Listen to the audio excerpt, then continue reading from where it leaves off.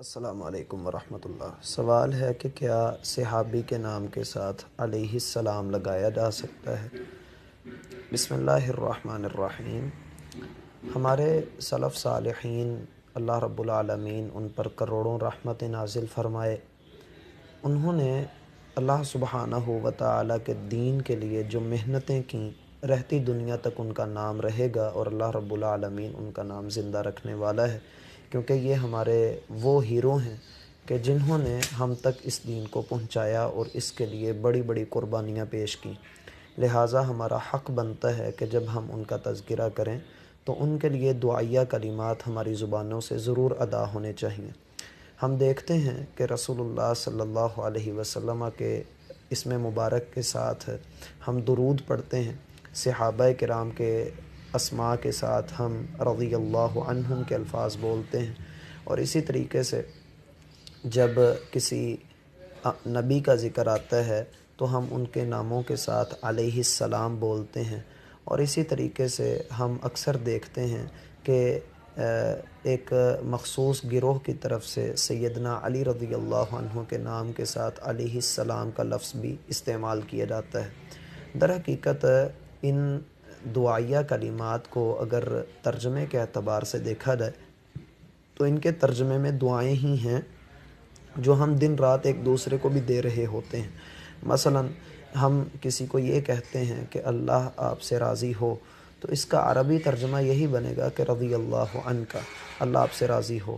اور اگر ہم کسی غائب شخص کے بارے میں کہہ رہے ہوں گے تو ظاہری سی بات ہے کہ گرامر کے اعتبار سے ہم رضی اللہ عنہ ہی کہیں گے کہ اللہ فلاں بندے سے راضی ہو۔ یہ دعائیہ کلمہ بھی ہے اور خبر دینا بھی ہے کہ اللہ فلاں بندے سے راضی ہوا، جیسے ہم کہیں ابو بکر صدیق رضی اللہ عنہ، اللہ رب العالمین ابو بکر صدیق سے راضی ہوا۔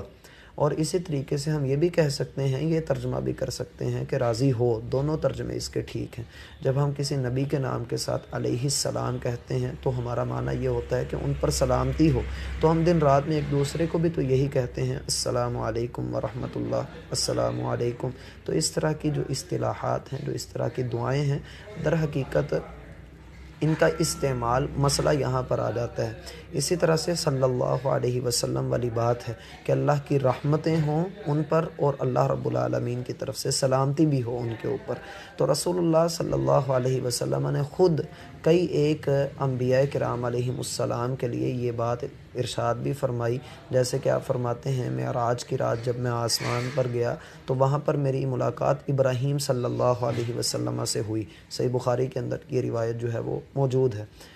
تو اب ہم آتے ہیں اپنے اصل مسئلے کی طرف کہ کیا عوام الناس میں اس طرح کی بات کہنی چاہیے؟ تو عوام الناس کو چونکہ ان چیزوں کا علم نہیں ہے تو ہمیں لوگوں کو یا تو تب ایسی بات کہنی چاہیے جب ہم لوگوں کو یہ مسئلہ سمجھا چکے ہوں، اور اگر لوگوں کو ایسے مسئلے کا علم نہیں ہے تو ہمیں اسی چیز کے اوپر رہنا چاہیے جس چیز پر لوگ چل رہے ہیں۔ مثلا پہلے انبیاء کے ساتھ علیہ السلام، صحابہ کے نام کے ساتھ رضی اللہ عنہ، اور رسول اللہ صلی اللہ علیہ وسلم کے نام کے ساتھ یہی درود پڑھ دینا چاہیے۔ لیکن اگر ہم اہل علم کی مجلس میں بیٹھے ہوئے ہیں یا ہم ایسے لوگوں کے درمیان بیٹھے ہوئے ہیں کہ جن کے درمیان اگر ہم کوئی ایسا کلمہ یوز کر لیتے ہیں تو اس میں کوئی حرج کی بات نہیں ہے۔ ہم اپنے کسی بھی دوست بھائی کے بارے میں اگر ایسی کوئی بات کہہ دیتے ہیں کہ علیہ السلام، اللہ اس کے اوپر سلامتی کرے، رضی اللہ عنہ، اللہ اس کے راضی ہو جائے، تو یہ دعائیہ کلمات ہیں، ہم کہہ سکتے ہیں۔ لیکن چونکہ عوام الناس اس حوالے سے جو ہے علم نہیں رکھتے تو ہمیں فتنے سے بچتے ہوئے پرہیز کرنا چاہیے۔ والسلام علیکم۔ السلام